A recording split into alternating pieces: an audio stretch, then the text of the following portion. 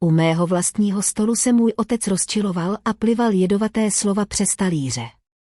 Ty a tvé dítě jste jen pijavice, které vysávají tuto rodinu do sucha. Moje matka se usmívala, přikývovala, jako by na ten okamžik čekala celý svůj život. Ta nemocná legrace. Jedli jídlo z mé kuchyně, seděli v domě, který jsem zaplatil. Neplakal jsem. Neuhnul jsem. Zíral jsem zpět a řekl, máte 24 hodin na to, abyste odešli. Ticho bylo ohlušující. Ale co nevěděli, bylo, že jsem se na toto vyrovnání připravoval dlouho před tím večerem. Měl bych ti to asi říct. Moje rodina nikdy zvenčí nevypadala rozbitě. Byli jsme taková rodina, která se na vánočních fotografiích usmívala příliš široce, taková, o které si sousedé mysleli, že mají všechno pod kontrolou. Moje máma pekla koláče na kostelní tomboli. Můj táta podával ruce jako politik na grilovačkách. A můj bratr, byl zlaté dítě. Každý příběh se vracel k Knoxovi, jeho velké vizi, jeho dalšímu projektu. Mezitím jsem byl ten tichý, záložní plán, ten, od kterého se očekávalo, že udrží švy pohromadě, když se látka roztrhla. Ten večer u večeře se nestal v prázdnotě. Bylo to roky v přípravě, sešité dohromady z tisíce malých ran. Pamatuji si, jak jsem byl dítě, stál bosý na studené dlažbě naší kuchyně, poslouchal, jak máma humuje, zatímco míchala hrnec čilí. Voněla po skořici a pracím prášku. Vypadala tak obyčejně, ale nesla v každém pohledu toto nevyslovené pravidlo. Nezpůsobuj vlny. Neptej se. Rodina na prvním místě. I když to znamenalo, že rodina byla před tebou. To pravidlo se stalo mým vězením. Když mi bylo 16, už jsem věděl, kde stojím. Knox mohl zničit auto a táta by řekl, chlapci budou chlapci. Já jsem dostal A- z fyziky. A máma jen komentovala, nebuď na sebe tak tvrdý. Nova. Ne každý může zářit jako Knox. Zvykli jsme si ležet vzhůru ve své ložnici, zírat na hvězdy, které svítily ve tmě a které jsem nalepil na strop, a přemýšlet, jestli si mě někdo vůbec všiml kromě toho, co jsem mohl obětovat pro ně. O 10 let později jsem měl vlastního syna. Asher, moje kotva, můj důkaz, že život může být víc než zklamání. Teď má 12, je chytrý, laskavý, stále dost nevinný, aby věřil lidem. Udělal jsem tichý slib. V noci, kdy se narodil, zabalený v nemocniční bílé, držící mě za prst tou malou rukou. Nikdy mu nedovolím cítit se neviditelný. Možná proto mě ta večeře zasáhla tak silně. Byl nahoře, pravděpodobně přitiskl ucho na podlahu, poslouchal, jak mě jeho dědeček roztrává, slyšel, jak ticho jeho babičky je stejně hluboké. Jaký odkaz jsem předával, pokud jsem dovolil, aby ten jed pronikl i do něj. Dům, v němž mě uráželi, byl můj. Pracoval jsem na něm. Dlouhé noci v kanceláři, revize kódu, které se protahovaly až do svítání, schůzky jedna za druhou, kde jsem musel dokázat 2krát víc, abych byl brán vážně. Postavil jsem každou cihlu toho domova na obětech, o kterých se nikdo v mé rodině ani neptal. Ale seděli tam, vidlicemi škrábajícími porcelán, usrkávající víno z pohárů, které jsem koupil, jako by moje krev a pot byly jejich nárokem. A věc je, že to nebylo poprvé. Telefonáty přicházely v vlnách. Můžeš nám pomoci s nájmem tento měsíc? Tvůj táta měl opět poruchu na trucku. Knox potřebuje jen trochu startovního kapitálu. Je tak blízko průlomu. Zpočátku jsem si říkal, že je to dočasné. Fáze. Rodina pomáhá rodině. Ale dočasné se změnilo na rutinu. Rutina se změnila na povinnost. A povinnost se změnila na řetězy. Naučil jsem se rozpoznávat tón v mámině hlase, když volala. Napjatý, nacvičený, jako by si před vytáčením zopakovala své repliky. Táta nikdy nepožádal, on požadoval. Knox byl samozřejmě vždy příliš zaneprázdněný, aby se ptal přímo. Nechal je dělat špinavou práci, zatímco on nabízel investorům stejný polovičatý sen, který recykloval od vysoké školy. Ale říkal jsem ano znovu a znovu, protože říct ne mě činilo sobeckým. A pokaždé, když jsem si říkal, že tohle je naposledy, nikdy to nebylo. To je nastavení, které potřebuješ znát. Když uvidíš někoho jako já, jak se dívá svému otci do očí a říká mu, že má 24 hodin na odchod, pochop, že to není jediný okamžik odvahy. Je to váha let, která tlačí dolů, dokud se něco konečně nezlomí. A co se zlomilo, nebyl můj hněv. Byla to moje trpělivost. Bod zlomu nepřišel najednou. Vkradl se jako průvan pod zamčenými dveřmi. Zpočátku si toho nevšimneš, ale nakonec se chlad rozšíří všude. Začalo to telefonátem. Jméno mé mámy se objevilo na obrazovce právě ve chvíli, kdy jsem vypínal svůj laptop v kanceláři. Na okamžik jsem váhal. Telefonáty od ní nikdy neznamenaly dobrou zprávu. Přesto jsem zvedl telefon, držící se té drobné naděje, že tentokrát to bude jen normální kontrola. Její hlas se třásl, ale znal jsem ten rytmus. Slyšel jsem ho 100krát. Představení ženy, která si nacvičuje své repliky.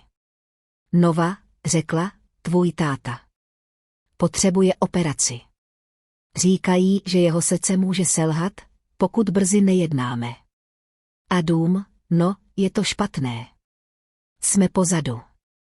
300 000. Banka hrozí exekucí.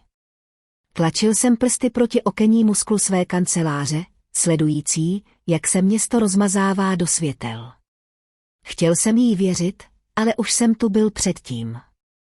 Velká čísla, vágní detaily a vždy stejná prosba. Pomozte nám, nakonec jsem řekl, udělám večeři. Přiveď tátu, přiveď Knoxe, promluvíme si. Všichni. Ticho na jejím konci trvalo příliš dlouho, jako by nečekala, že budu požadovat osobní setkání, ale souhlasila. Té noci, potom, co Asher usnul, jsem seděl u stolu v kuchyni a psal pravidla na lepící poznámku. Žádné útoky na mé dítě, žádné peníze. Ukončit schůzku, pokud je to nutné. Schoval jsem poznámku pod svůj talíř jako talisman. Přesto mě stále trápily pochybnosti. Zavolal jsem Tese, mé přítelkyni, která mě provázela každou bouří od vysoké školy. Potkali jsme se v kavárně na Sixth Street, v našem obvyklém boxu u okna. Už točila tužku mezi prsty, když jsem dorazil. Lžou, řekla flatně poté, co jsem vylil detaily. Možná ne, namítl jsem slabě. Nova, no tak. Žádné papíry, žádná čísla, žádné nemocniční účty. Chtějí dary. Nemůžeš krvácet pro lidi, kteří by tě nechali vykrvácet. Její slova mě pálila, protože jsem věděl, že jsou pravdivá. Přiblížila se blíž, její hlas byl tichý. Nahrávej večeři. V Texasu stačí souhlas jedné strany. Pokud to půjde špatně, budeš mít důkaz. Nenech je znovu překroutit tvůj příběh. Přikývl jsem, žaludek napjatý, a slíbil si, že se budu řídit jejím radami. Další den se táhl. Mé nervy byly rozedrané, každé tikání hodin bylo hlasitější než to předchozí. Když přišel večer, prostřel jsem stůl s precizností chirurga. 4 talíře, 4 sklenice.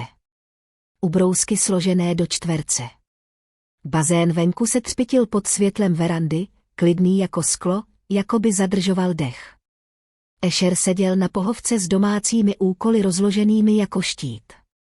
Sklonil jsem se a pohladil ho po čele. Dnes večer je to večer pro dospělé, řekl jsem mu. Zůstaneš s Harper. Žádné námitky. Otočil oči, ale přikývl, zvyklý na tyto náhlé dohody. Když konečně zazvonil zvonek, dopadl jako kámen na mé hrudi. Moje máma vešla první, ruce plné barbecue, jako by to byla nějaká neformální potlak. Táta se za ní ploužil, menší než si pamatuji, ale jeho oči stále měly ten ocelový nádech. Knox vešel poslední, telefon vibrující v ruce, úsměv na rtech, jako by už věděl, že vyhraje. Seděli jsme chvíli v tichu. Máma zaplnila ticho nostalgií, mluvila o starých narozeninách, starých sousedech, jejím receptu na bramborový salát. Ale nebyl jsem oklamán. Byla to stejná taktika, kterou vždy používala. Zjemnit hrany před nožem. Přerušil jsem ji. Pojďme vidět papíry, nemocniční účty, dopisy z banky. Ukáž mi, s čím se potýkáme. Její úsměv zakolísal. Oči mého táty se rozhlédly. Knox si odkašlal, posunul se na svém místě. Papíry nejsou, řekla máma. Nakonec její hlas byl napjatý. Budeš nám muset prostě důvěřovat. Důvěra. To slovo dopadlo jako facka. Protože důvěra byla zbraň, kterou používali celý můj život. Důvěřuj nám, když jsme utratili tvůj fond na vysokou školu. Důvěřuj nám, když Knoxova startup zkrachoval. Důvěřuj nám, když pracuješ na 2 místech, abys pokryl účty. Knox skočil do řeči, představil svůj poslední projekt s nadšením prodejce hadího oleje. Změní to svět. Nová, rozšířená realita. Jsi v technologiích, rozumíš tomu. Potřebujeme jen trochu pomoci, abychom to dostali do vzduchu. Zíral jsem na něj, čelist napjatá. Použil mou vlastní kariéru proti mně, jako by mi mával mrkví, o kterou věděl, že ji nikdy nebudu chtít pronásledovat. A pak se můj otec zlomil. Praštil rukou do stolu, až se příbory roztřásly. Vyděláváš 350 ročně, nouvou. Jak můžeš sedět a dívat se, jak se tvoje rodina topí? Hlas mé matky byl měkčí, ale ostřejší. Asher je také divoký. Nechceš, aby věděl, odkud pochází. To byla ta hranice, která mě málem zlomila. Vtahování mého syna do jejich dluhů, jejich manipulace, jejich nekonečné touhy. Ruce mi třásly pod stolem, ale můj hlas vyšel klidně, téměř příliš klidně. Ne, nebudu zastavovat budoucnost svého syna, abych napravila vaše chyby. Už nikdy. Knox se posmíval, jeho obličej se skřivil. Jen hraješ oběť. Měla si štěstí. To je vše. Někteří z nás mají vizi. Někteří z nás se jen tak drží nad vodou. Místnost se kolem mě rozmazala. Oči mé matky stvrdly. Pěstě mého otce se sevřely. Jejich hlasy se zvedly v chóru obvinění, hanby, viny, a pak se Knoxovi slova vymkla. Ten dluh, většina je moje. Máma a táta mě jen podpořili. Vzduch stuhl. Tvář mé matky zbledla. Můj otec se odvrátil. A v tu chvíli jsem věděl, že tohle nebylo o domě nebo operaci. Bylo to o Knoxovi. Vždycky to bylo o Knoxovi. Oči mé matky se zaleskly něčím nebezpečným. Pokud nepomůžeš, půjdu na veřejnost, sykla. Řeknu všem, jaká jsi dcera. Přitáhnu do toho Ashera, pokud budu muset. Hrozba mě zasáhla jako led byla ochotná zbraňovat mé dítě. Tehdy se něco uvnitř mě zařadilo na své místo. Chladné, jasné, konečné. Máš 24 hodin, řekl jsem znovu, klidný jako kámen. Ticho, které následovalo, bylo těžší než jakýkoliv výkřik. A v tom tichu jsem pochopil, že to už nebyl jen rodinný spor. To byla válka. Poté, co tu noc vyrazili, byl dům příliš tichý, neklidný, ale prázdný. Slyšel jsem slabé hum ledničky, tikání kuchyňských hodin, ale všechno to bylo ostré jako pozadí, které mi prořezávalo hruď.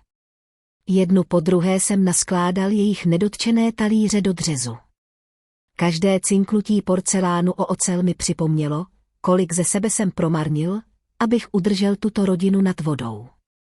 Měl jsem cítit úlevu, ale místo toho jsem cítil něco těžšího. Zármutek. Ne pro ně, ale pro iluzi. Nahoru, světlo v Asherově pokoji stále svítilo. Přišel domů od Harpera těsně předtím, než odešli. Seděl na své posteli, s nohama skříženýma, a kreslil rakety do svého sešitu. Když jsem vešel, ani se na mě nepodíval. Odešli? Zeptal se tiše. Ano, řekl jsem. Natrvalo, pozastavil jsem se. Uvidíme. Neodpověděl, jen pokračoval ve skicování. Hrubá raketa s plameny vystřelujícími z její základny. Políbil jsem ho na vršek hlavy, snažil se udržet hlas klidný. Nemusíš se bát. Postarám se o nás. Ale věděl jsem, že tato slova jsou stejně tak pro mě, jako pro něj. Další ráno mi telefon neustále vibroval. Nevolání, notifikace. Můj žaludek klesl, když jsem to viděl. TikTok. Moje matka v plném výkonu, její slzy dokonale stékající po tváři. Do kamery vzlikala o chladné dceři, která opustila své rodiče v jejich hodině potřeby. Ukazovala fotky mě a Ashera před naším domem v západním Austinu, rámované jako důkaz mé sobectví. Hashtagy byly nemilosrdné, nevděčná, dcera, rodina, zrádce, bezcitná. Procházela jsem komentáře, dokud se mi ruce nezačaly třást. Cizí lidé mě rozebírali, jako by mě znali. Někteří obviňovali mé rodiče, jiní mě roztrhali na kusy. Jak může něco takového udělat vlastní krvi? Chudák táta. Představte si, že vás vyhodí vaše dcera. Ten kluk si zaslouží víc. Ten kluk? Asher. Můj hrudník se sevřel. Pokud by ho do tohoto cirkusu vtáhla, byl by ve škole ponížený, ještě než by vůbec věděl, co má znamenat zrada. K obědu video překročilo 100 000 zhlédnutí. K večeři 500 000. Moji kolegové na mě v kanceláři koukali z boku, šepoty se za mnou táhly jako stíny. Můj manažer mě zavolal svým hlasem, jemným, ale zvědavým. Je všechno v pořádku doma, Nouvou? Musíme si být vědomi komplikací. Usmála jsem se napjatě, lhala jsem, že je to pod kontrolou. Uvnitř jsem hořela. Tessa nečekala, až zavolám. Vtáhla mě do našeho rohu v kavárně, její laptop už byl otevřený. Ulož všechno, instruovala. Snímky obrazovky, odkazy, časové značky. To už není jen drama. To je pomluva. Její hlas byl tichý, ale zuřivý. Chtějí válku na tvé pověsti. Dobře. Tak to bojuj s papíry. A tak jsem to udělala. Schromáždila jsem každý kousek důkazu, její video, komentáře, e-maily, které brzy následovaly. Na konci noci jsem měla digitální složku označenou jako případ. Bylo to chladné a mechanické, ale také to působilo jako brnění. Následující dny se rozmazaly. Můj otec posílal zprávy, v nichž prosil o malou půjčku. Nox vydal své vlastní videa, přetvářející příběh na narativ, kde jsem roky sabotovala jeho sny. Moje matka eskalovala s dalšími krokodýlími slzami, naznačujícím o mém rozvodu, o Asherově rozbité rodině. Ale uprostřed bouře zavolala Merin, moje právnička na nemovitosti. Její hlas byl klidný a stabilní v chaosu. V hypotéce vašich rodičů je ustanovení, řekla. Před 2 lety refinancovali. Je v prodlení. Banka může prodat jakémukoliv kvalifikovanému kupci bez jejich souhlasu. Pokud chceš dům z jejich rukou, Nouvou, teď je tvoje šance. Poprvé za týdny jsem cítila kyslík v plicích. Cesta ven, nejen obrana. Rozhodnutí přišlo rychle. Schromáždila jsem finanční údaje, autorizovala Merin, aby pokračovala. Během několika dní byl prodej v chodu. Dům na východním Austinu, ten samý dům, kde se moje stipendium na vysokou školu ztratilo v Knoxově snu, se měl stát mým. Nebylo to jen o nemovitostech. Byla to zpráva. Když papíry prošly, Marin vypracovala oficiální oznámení. Moji rodiče a Knox měli 24 hodin na to, aby se vystěhovali, nebo čelili právním následkům. Také poslala zastavení a zdržení mé matce kvůli videím na TikToku. Knox reagoval s hněvem, jeho zprávy byly plné urážek, nazýval mě zrádcem. Můj otec se snažil vyjednávat, nabízel částečné splátky, které nemohl splnit. Moje matka se na internetu ještě více rozjela, její sledující ji povzbuzovali, ale jejich hluk už nepronikl tak, jak tomu bývalo dříve. Najala jsem úklidovou službu, vyměnila zámky a prošla domem na východním Austinu jako chirurg, který disekuje starou ránu. Vzduch voněl prachem a lítostí. Na půdě našli zbytou krabici schovanou pod vánočními ozdobami a rozbitými nástroji. Uvnitř byla původní závěť mého dědečka, bankovní výpisy, dopis adresovaný mně. Zadržela jsem dech, když jsem rozložila dopis.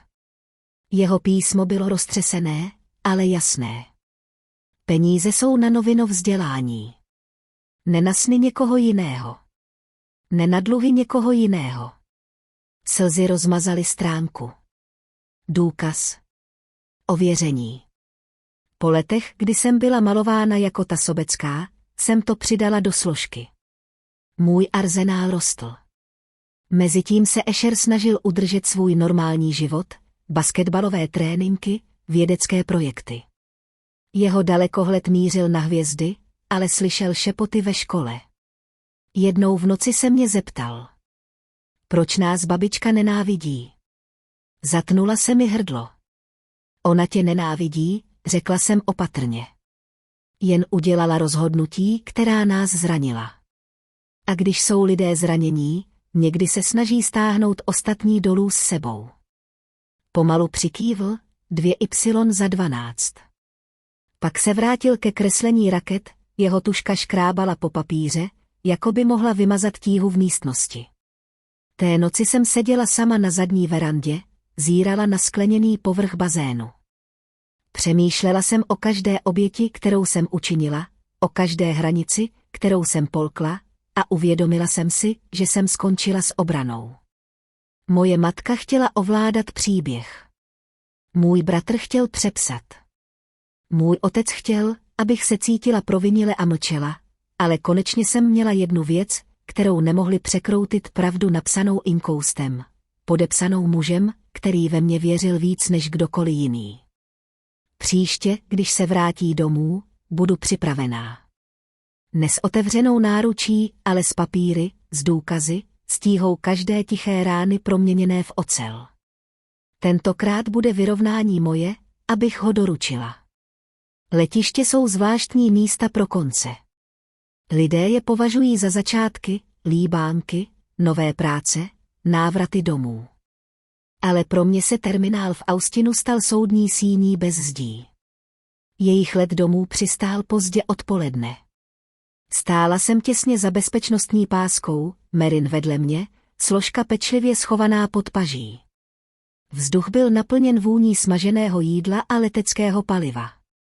Televize nad branou hlučně vysílala stlumené zprávy, ale já slyšela jen tlukot svého pulsu. Jako první vystoupil Knox, kráčející z letadla jako muž vracející se z vítězství, jeho telefon už v ruce, taty se mu chvěli v nějakém polovičním úsměvu. Za ním má matka svírala cestovní polštář, její obličej byl uspořádán do představení únavy. Musela to trénovat celou cestu. Můj otec přišel jako poslední, nyní se pohyboval pomaleji, ale jeho oči hledali, kalkulovali. Okamžitě mě spatřili. Obličej mé matky se rozjasnil, ale neláskou, s uspokojením někoho, kdo se chystá zabořit nůž. Krok vpřed. Nova, díky Bohu, že jsi tady. Věděli jsme, že se k nám vrátíš. Nepohla jsem se. Marin vystoupila vpřed, klidná a přesná, a předala 3 křupavé obálky. Považujte se za doručené. Zmatek se rozlil po jejich tvářích. Nox první roztrhl svou obálku, jeho oči skenovaly slova, dokud mu krev nevyprchala z obličeje. Podíval se nahoru, hlas ostrý, praskající křehkou klidnost terminálu. Koupila si ten dům? Ano, řekla jsem, můj hlas byl stabilní. Teď je můj. Právně na něj nemáte nárok. A pokud se do termínu nevystěhujete, šerif to vynutí. Čelist mého otce se zaťala. Moje matka zamrkala, ohromená. Cestující kolem nás zpomalili, zvědaví. Malý chlapec zatahal svou matku za rukáv a zašeptal, co se děje, Knoxův hlas vzrostl, zoufale se snažil převzít kontrolu nad narativem. Jsi zloděj. Od prvního dne si proti mně. Vždycky si byl žárlivý, vždycky si se snažil mě sabotovat. Přistoupil jsem blíž, můj hlas byl tichý, ale dost ostrý, aby řezal. Myslíš, že od té doby, co si ukradl můj vysokoškolský fond?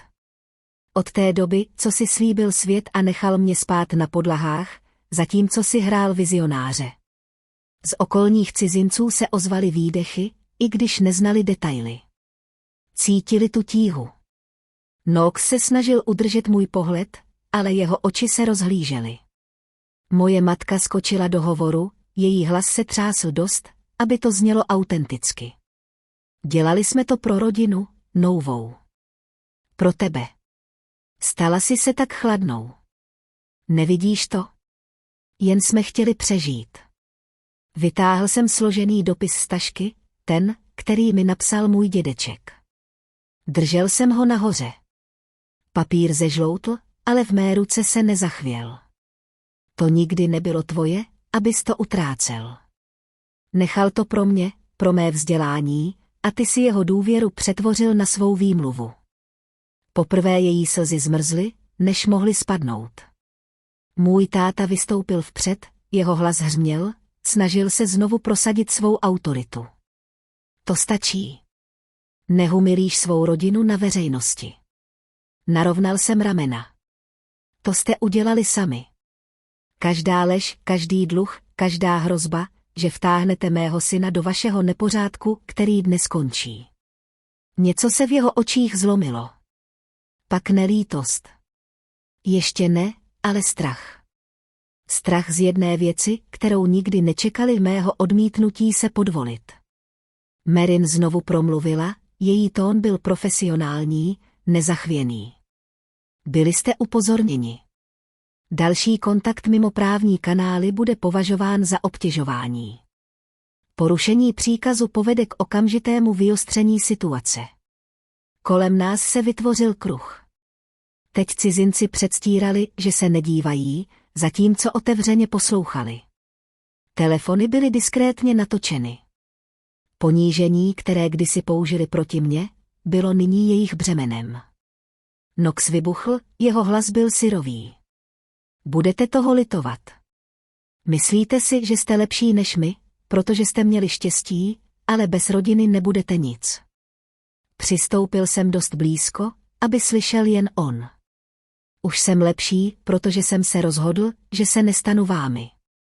Jeho obličej se skřivil, vztek se zablískl, ale jeho ruce zůstaly po stranách. Nebyl dost odvážný, aby riskoval kamery. Moje matka nakonec zkusila poslední úhel, její hlas se zlomil. Prosím, novou, nedělej to. Ztratíme všechno. Setkal jsem se s jejím pohledem a poprvé jsem necítil nic. Nehněv, nesoucit, jen svobodu. Také já. Když si mi to vzal v 18. Teď je tvůj čas žít s náklady. Ticho, které následovalo, bylo takové, které praská zem. Ramena mého otce poklesla. Obličej mé matky se zhroutil. Knox stál třesoucí se, jeho maska se rozpadla. Ochranka přistoupila, upozorněná na zvýšené hlasy. Marin vystoupila vpřed, vysvětlovala a předávala dokumenty s profesionální efektivitou. Úředníci přikývli na svou přítomnost, čímž uzavřeli konfrontaci jako úder kladiva. Když nás eskortovali k vyzvednutí zavazadel, Má matka se otočila a hledala v mých očích poslední záblesk slabosti. Nebyl tam žádný. Stál jsem jako přikovaný, ruce klidné, dech vyrovnaný. I poprvé nebyla tíha na mě. Byla na nich. Když se dav konečně rozptýlil, posadil jsem se na lavičku, mé tělo se třáslo z adrenalinu. Marin si sedla vedle mě, její ruka lehce spočívala na mém rameni. Dokázal si to, řekla jednoduše. Ale věděla jsem, že to ještě neskončilo. Veřejné bitvy mají následky. Reputace neumírá tiše. A i když jsem si přála, aby to byl konec, už jsem cítila otřesy toho, co přijde dál. Přesto, v tom okamžiku, v hučícím chaosu letiště, jsem si dovolila něco, co jsem necítila roky. Vítězství. Ne to, které oslavujete šampaňským nebo konfety, ale to, které přichází z přežití války, kterou jste si nikdy nevybrali, a uvědomění si, že konečně držíte moc. A když jsem vyšla na slunce v Texasu, telefon mi vibroval v kapse, myslela jsem na Ashra, na jeho rakety a jeho tichou odolnost. A přísahala jsem si, bez ohledu na to, jaká bouře přijde dál, čelit jí s tou samou vyrovnanou odhodlaností, protože teď jsem věděla, že mohu vyhrát. Dny po letišti se zdály podivné, jako bych vstoupila do domu, kde bylo nábytek přestavěno. Všechno vypadalo povědomně, ale tíha se posunula. Poprvé za roky mi telefon nevibroval s požadavky mé matky, noxovými nabídkami nebo hrozbami mého otce.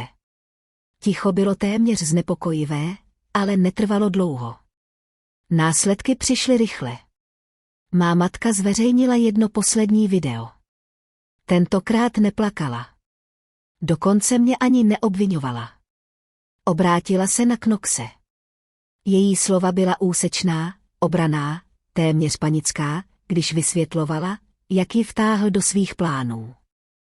Prosila své následovníky o odpuštění, přiznávajíc, že zašla příliš daleko. Mělo to být jako ospravedlnění, ale já jsem cítila jen prázdnotu. Když vaše vlastní matka používá sociální média jako zpovědnici, přestanete toužit po jejich omluvách. Knox se dostal do spirály. Jeho videa se stala chaotickými. Sebevědomý postoj se změnil v zoufalství. Křičel o zradě, o tom, jak jsem mu ukradla šanci na úspěch. Ale čísla nelhala. Jeho startup byl pryč. Jeho důvěryhodnost se rozpadla, jeho rodičovský dům. Už to nebylo jeho jeviště.